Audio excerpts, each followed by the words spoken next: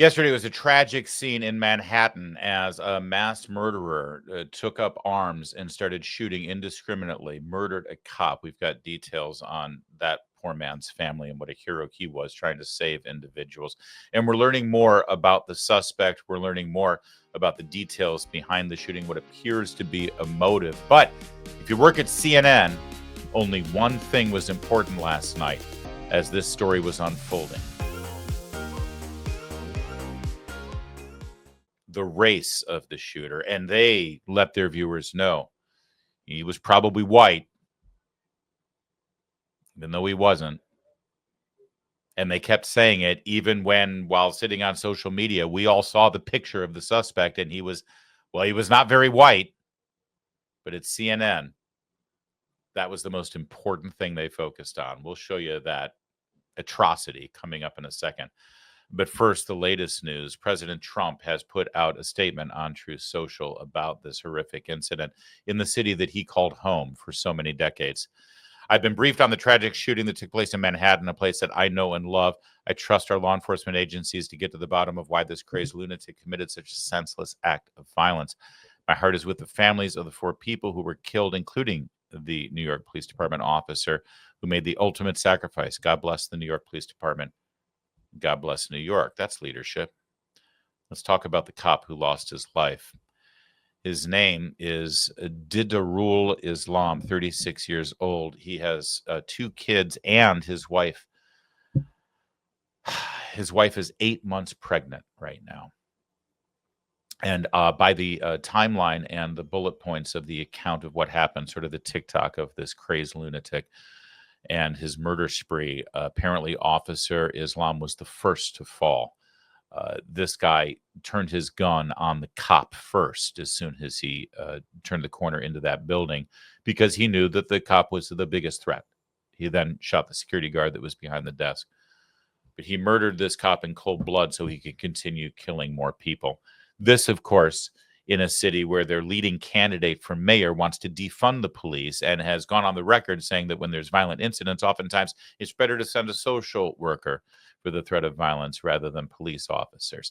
Oh, that candidate for mayor, by the way, he's taken about 10 days off and he's celebrating his wedding in Uganda, where his family at a multi-million-dollar protected compound are celebrating behind walls and a fortress with armed masked guards.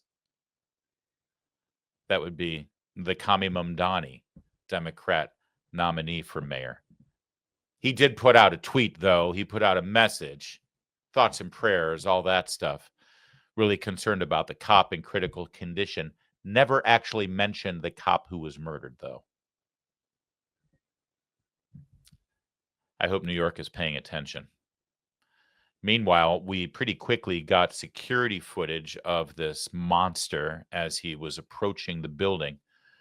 He targeted that building, it appears, based on reporting from the New York Post. He left a letter that specifically had complaints about the National Football League. The NFL, they have their offices in this building. Now, I'm told that Blackstone also has their offices in the building, and we weren't quite sure who he was targeting, if either of those organizations. But according to the New York Post, this letter does cite the NFL. He was a high school football player in Granada Hills, California. He was a running back. He wanted to have a professional career. I'm told that he did play for the Canadian Football League for a while. He was last employed as a security guard in Las Vegas. He claims in this letter, according to the New York Post, that he was suffering from CTE, which is a brain disorder that comes from playing football. Although, strangely, my understanding is that that is not officially diagnosed until, well, after you die. So he believed he had it. He also killed himself, shot himself, turned that gun on himself, and shot himself in the chest. He wanted to preserve his head because, according to the New York Post, he wanted science to study his brain and the effects of CTE. The guy was a nut, a monster. But this is the picture that we saw pretty early on in the reporting of this story as it was still unfolding. We didn't even know if we had the guy in custody or whether he had been neutralized. We knew he was in the building still. But this is what he looks like. And, you know, not to jump to conclusions or anything, but if you had to tell me what his race is, I'd say he's maybe black. There were some reports that said he might be Middle Eastern.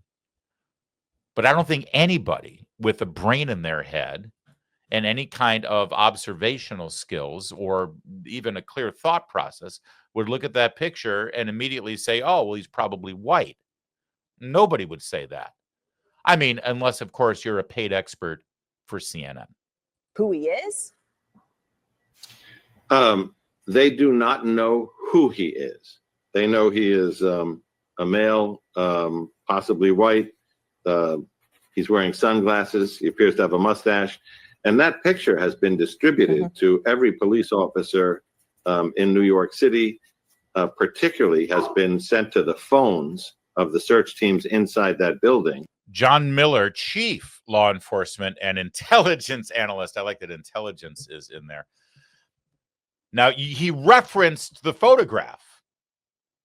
He said that he's wearing glasses. I mean, he's talking about other descriptors that you can see of this guy. And he just referenced it, saying that photograph has been distributed to other people. Look at it. I mean, again, I'm not trying to racially profile here. Don't start calling me names or anything. I'm just using observational skills, and I think any sentient human being looking at that photograph is seeing, yes, there are sunglasses, and he does appear to have a goatee of sorts, and he ain't white. In fact, just leave race out of it if you're not sure, but what he said, probably white, probably. And then look at that picture. If you had to put a gun to my head, maybe not a good analogy in this case, if I had to put money on it, if I bet my life on it, I'd have to lean toward white. What? But I guess this is just the mindset when you're at the CNN headquarters, because the presumption always is that the most violent, dangerous, problematic individuals in America are white men. They say it all the time. Armed white men are the biggest problem our society faces. So that's already built in to sort of the point of view of people that work at this building. Group of people, the first thing they have to figure out is that individual among these people hiding among victims or pretending to be an office worker? Because one thing you don't want to have happen is to have this kind of cordon where you're trying to evacuate people in groups as you can get them to a safe corridor and have this person slip out with them. So yes, they have the picture and they have distributed to everybody on the scene. All right. John, stay with me. I know you're obviously getting information here in real time as we're talking. Aaron Burnett also sees the picture, and that was a great opportunity for, the anchor, the host of the show for CNN to say, okay, so could I just follow up here? Did you say probably white? Because I'm looking at the picture. This is his photograph, by the way, from his job, I believe, in Las Vegas. Probably white, everybody. Probably white. Now, later on in the evening, John Miller was still there, still cashing his check as a law enforcement expert, crime expert, intelligence analyst for CNN, and it didn't get much better. Well, he has been identified as Shane Devin Tamura. His life starts in Hawaii as a kid. He's a football player in high school. Then he moves to Las Vegas, and he is somebody who has no significant criminal record. Thus, he was able to get licensed by the state of Nevada as a private investigator, the same way he was able to get licensed to have a concealed carry permit by the Las Vegas Metro Police Department to carry handguns. Now, I want you to know that this segment here with Abby Phillip goes on for another couple of minutes, and John Miller is now totally read in on who this guy is. Licensed private investigator. He had a concealed carry permit in Las Vegas. He born in Hawaii, did this, did that, did that. At no point in the segment, because this was a perfect opportunity for him to say, and by the way, Abby, I just want you to know, earlier this evening, as we had a lot of moving parts and the story was still unfolding and it was sort of fog of war, we didn't have all the information, I slipped up and I erroneously said that this person is probably white. Clearly that is not the case, and now is a great time for me to affirm what this suspect's race is. Never happened. Never happened. So we know his name. We've looked at some of his social media and background. We've reached out to some friends. We know they are searching his apartment. And we are working on what was his connection with that building and why he went to the floor he went to. And John, I expect to can I develop more confirm on that something that you just confirm with you something you just mentioned? You said his apartment. Is it your understanding that he lived in this moment in Las Vegas? Is that correct? The address on his license that was found and the subsequent checks give him an address in Las Vegas. NYPD immediately reached out to Kevin McMahill, the Las Vegas Metro Sheriff.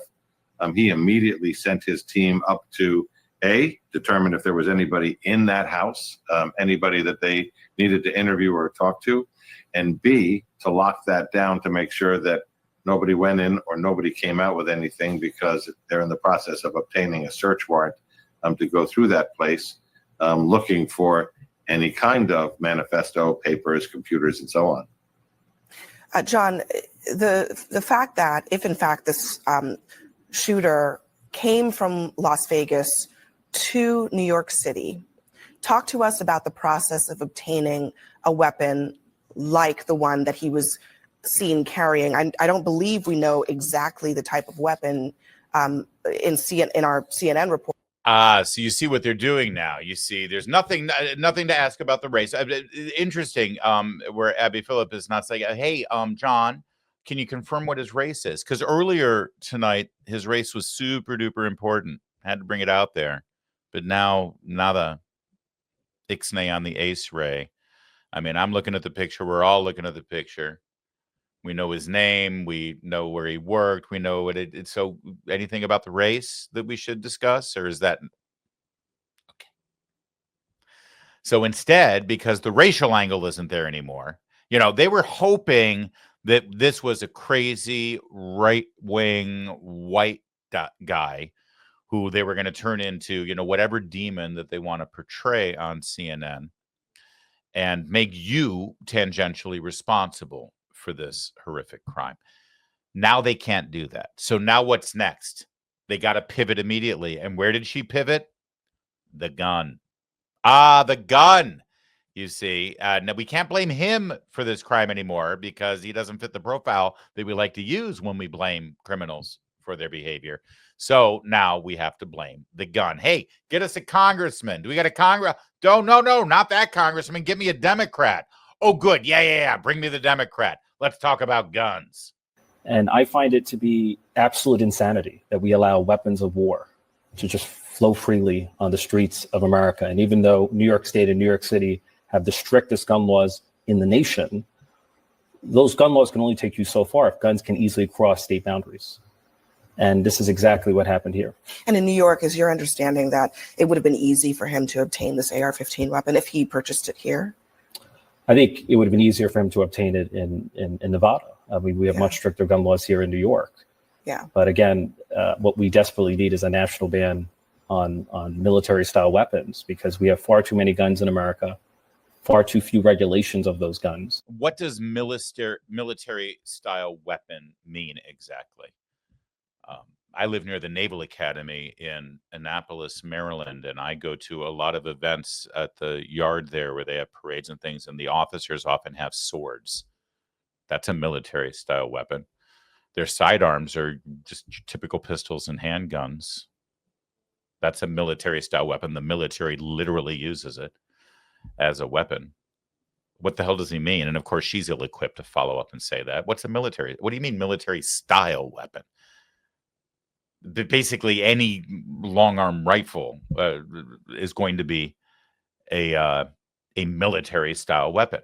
When it's such a broad, amorphic, unspecific term. We need to ban military-style weapons. Okay, then you're saying ban pretty much every weapon, every gun, every firearm, because every firearm could and is derivative of or a style of something that our military uses.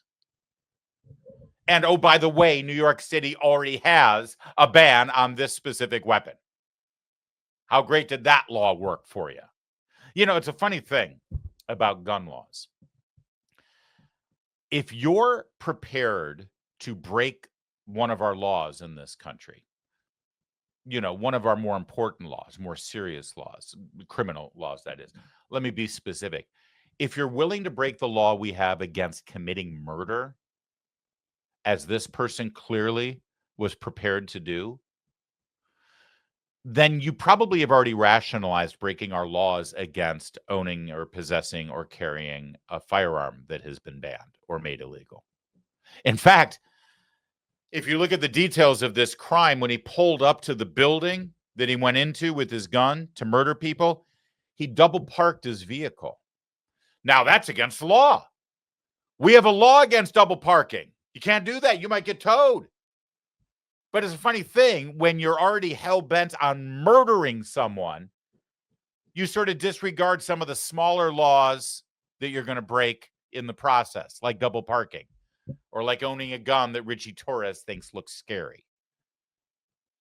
These Democrats who constantly, while bodies are still lying in blood and loved ones still haven't been notified that they have lost their father or lost their sister in a horrific crime like that, that they have to rush to the set of CNN to immediately politicize this and divide our nation at a time where we are trying to get information and maybe even mourn the tragedy and pray for our fellow American, where they decide to immediately divide us politically on something as divisive from their perspective as the gun issue, without ever thinking this through, without actually laying out the consequences of what their ideas are. It's ghoulish behavior. And I wish they would just be honest with you, because a nationwide ban today on the guns that Richie Torres thinks are military style would actually have no impact. Let me just lay this out for you. Democrats, listen to me. All of you people who keep saying we need common sense gun safety laws, which means gun control, be honest with us. Just think this through logically, everyone who's watching or listening. The only way to pass a law of any effect that will make things safer in the way that they want to make things safer is to repeal the Second Amendment and confiscate private ownership of firearms. Now, sometimes they actually say it out loud. Now, they won't say it exactly like that. You hear Barack Obama and Hillary Clinton and stuff say, we should take a look at what Australia did. What Australia did is really smart. That's what Australia did. That's exactly what Australia did, but they won't say it. They'll just say, look at Australia. Look at Canada. Look at England. Yeah, let's look at England, where people are now getting stabbed to death on the street. And guess what the politicians are considering now in England? Knife control. We need to ban ownership of knives. It's a funny thing. No matter what the weapon is, if people want to murder, they're going to murder. I got a better idea. Enforce the laws. Protect the innocent. Like what we used to do in Western civilization. I would have more respect for a Democrat who comes forward and say, that's it. We got to repeal the Second Amendment, and I'm going to lead the charge to do it. And we need to confiscate firearms in this country. I mean, it'll never happen because this is the United States of America, but at least I'd have respect that they're being honest about what they actually believe. But this pablum, grow some cojones here, Richie. Actually do something if that's what you believe. Meanwhile, CNN's lamentable display last night has created a whole host of amusing memes. For instance, this one with, I believe, a fake chyron. I could be wrong, but I think that's a pretend chyron that tells you, superimposed over the photograph of clearly a non-white individual, it says New York City shooting suspect appears to be a white male. Somebody else tweeted out this picture of a Democrat congressman who dresses up like a woman and said, hey, CNN, this is what a white male looks like. I find that rather amusing. And then this one is sort of a shooting for the cycle, or no, what's the word? Hitting for the cycle in baseball. You've got in the upper left corner, that's what CNN calls a white suspect. To the right, Kilmar Abrego Garcia, that's what CNN calls a Maryland dad. Trump getting assassinated or attempted assassination is Trump fell on the stage. And over there is Joe Biden, who CNN calls sharp as a tack. That's how CNN delivers the news to you every day. I can't tell you how gratified I am that CNN is a laughingstock of anyone who follows the news on a regular basis. They deserve every bit of ridicule. And they're not alone. Somebody put together a meme to show you exactly how Netflix is going to handle the movie version of this attack. On the left is the actual murderer, but on the right is the blue-eyed white version that Netflix will ensure the rest of America sees. Some dark humor at a time of tragedy. Sometimes we need that kind of release. And of course, the family of this fallen police officer will remain in our prayers.